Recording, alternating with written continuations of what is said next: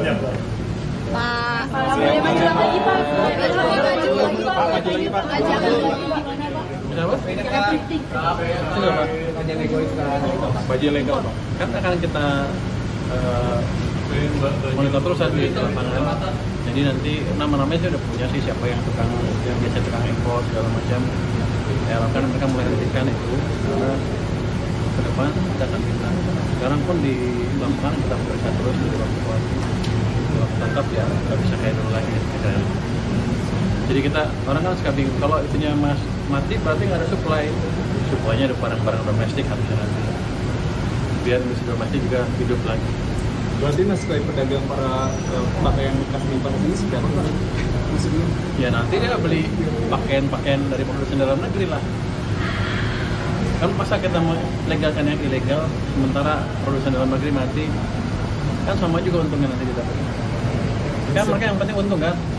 Secara tidak langsung berarti untuk penjualan barang impor thrifting seperti itu berarti dilarang oleh pemerintah. Kalau ilegal emang dilarang kan. Nggak tahu siapa yang melegalkan. Kalau saya pikir sih ilegal harusnya dilarang, kecuali dia bisa legal dengan melalui jalur tertentu. Tapi kalau selama ini kan yang disebut balpres itu kan, itu akan dilarang dan saya pernah bilang kan, tanya ke orang bea cukai apa hukumannya hanya ditaruh di mereka barangnya dimusnahkan, terus orangnya di penjara. Saya bilang saya rugi, udah ngeluarin waktu buat desain barang, masih makan orang lagi. Jadi nanti barangnya dimusnahkan, orangnya denda, di penjara juga dan akan di blacklist. Yang terlibat itu saya akan larang impor seumur hidup. Aturannya kapan keluarnya, Pak? Bentar lagi. Berarti udah ada pembicaraan sama Menteri Perdagangan Pak terkait ini. Berarti dalam bentuk PMK ya, Pak? Kan itu ilegal. Kenapa mesti bicara dengan Menteri Perdagangan? Emang ada peraturan Menteri Perdagangan yang melegalkan itu? Enggak, maksudnya kan kemarin ya kerjasamanya Pak. Kerjasama untuk yang bikin aturannya itu Pak. Kenapa memperhatikan Menteri Perdagangan? Instrumennya di mana?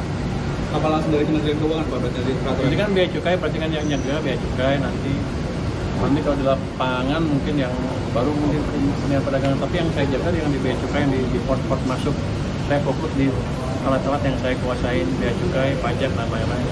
Berarti bentuknya PMK ya Pak? Aturannya? Aturannya? Aturan apa? Itu kan ilegal eksekusi sesuai dengan pelanggarannya. Nanti kita perketat aja peraturan yang tadi, yang bukan yang hanya ada katanya kelemahan hukum di sana, tapi kan kita bisa akalin nanti di lapangan seperti apa.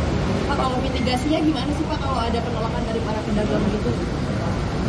Penolakan? Siapa yang nolak saya tangkap duluan.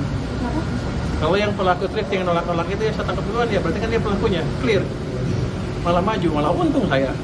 Coba yang ini, dia kan ngaku bahwa saya pengimpor ilegal kan. Alhamdulillah.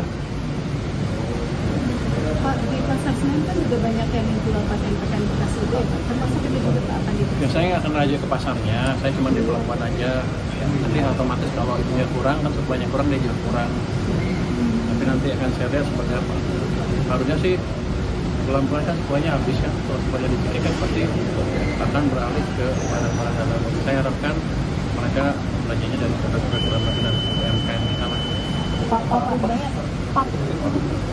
Ini kan ada tanggapan Pak dari sana bahwa harga yang pemerintah dibakar lagi. Katanya bisa melemahkan pemerintahan Pak. Indeksnya saya tunjukkan ya. Bahan yang baru. Itu saya selalu pakai survei ke masyarakat. Apakah saya mengurangi kepercayaan masyarakat pemerintah atau tidak? Kalau dari angka yang terakhir, ini baru keluar angka bulan survei bulan Oktober dari dulu dan anak-anak yang dilakukan oleh LPS. Ini indeks kepercayaan masyarakat pemerintah. Kalau jatuh seperti ini kadang buruk. Kalau sana bagus.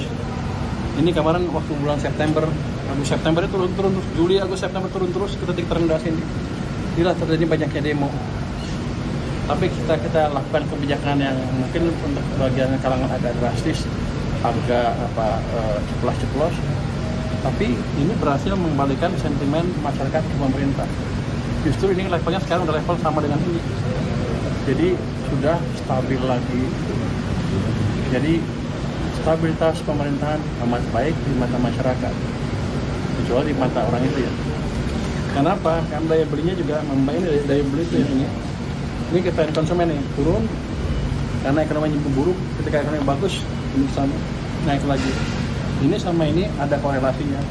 Ketika ekonomi buruk mereka nggak suka pemerintah, makanya banyak yang besar-besaran. Tapi ketika mulai balik mereka juga senang ke pemerintah. Jadi sepertinya saya cowboy, tapi yang saya lakukan adalah mengembalikan kepercayaan masyarakat ke pemerintah. Itu juga atas pemerintah Bapak Presiden. Jadi saya nggak berani gerak sendiri. Jangan dianggap saya cowboy, saya nyapa panjangan tangan dari Bapak Presiden, kira-kira begitu. Dengan versi yang lebih halus malah. Berarti komentar Bapak terhadap beberapa menteri-menteri di bawah jabat Prabowo Subianto itu harus instruksi dari Presiden juga? Saya pernah bilang ke beliau dan akan pastikan belanjanya tepat waktu. Dia bilang 2 ayat aja jalan. Kenapa? Karena kita perlu ekonomi yang lebih cepat di triwulan keempat tahun ini. Sudah mulai kelihatan kan? Saya harus harapkan ke depan lebih bagus lagi. Saya tidak mencampuri kebijakan mereka ya, tapi memastikan bahwa penyerapan anggarannya tepat karena uangnya kan ada biayanya untuk saya, ada kosnya. Terima kasih ya. Soal anggaran LPDP Pak, gimana update-nya Pak?